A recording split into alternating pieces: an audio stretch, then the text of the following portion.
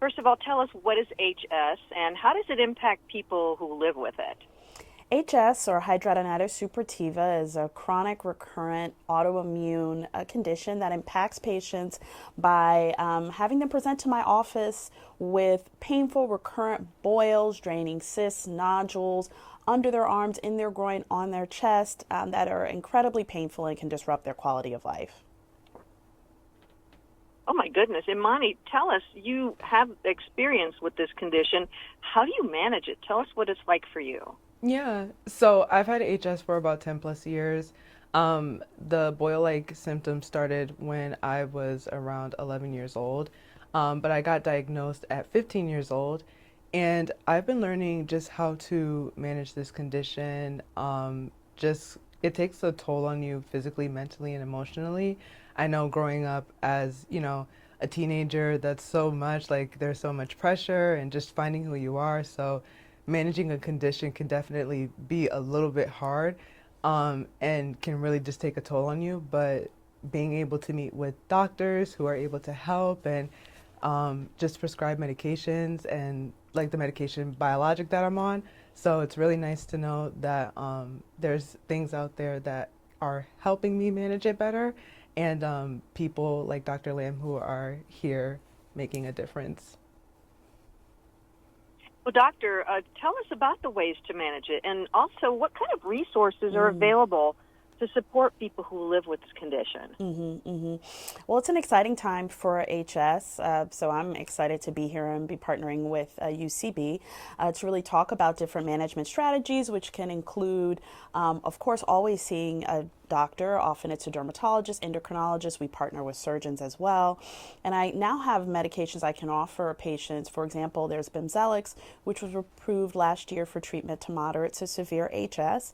The most important thing when you're talking to your doctor about any medication is they are going to take a good full history.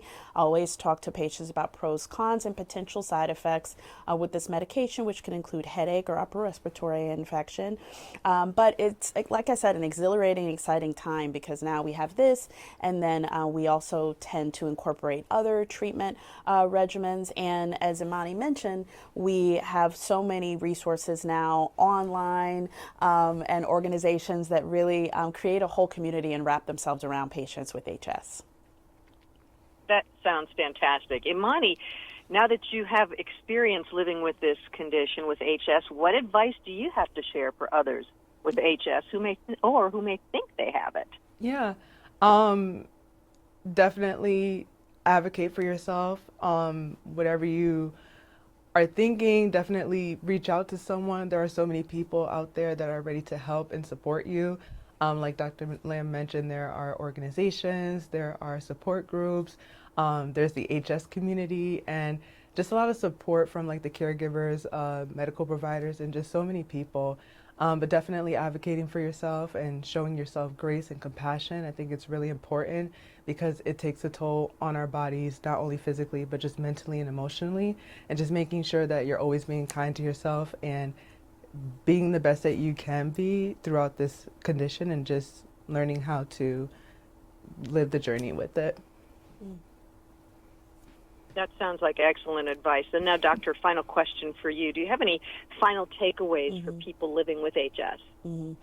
My final takeaways really are to stay hopeful, stay vigilant, avail yourself of all of the resources out there, talk to your physician about different treatment options, and lean on your community, as Imani said, which I think is so important. And if patients have further questions, they can always go to bimzelx.com. Okay, thank you so much, Imani. Keep living your best life. And doctor, thank you for all you do to help people with HS. Take care to both of you. Bye-bye.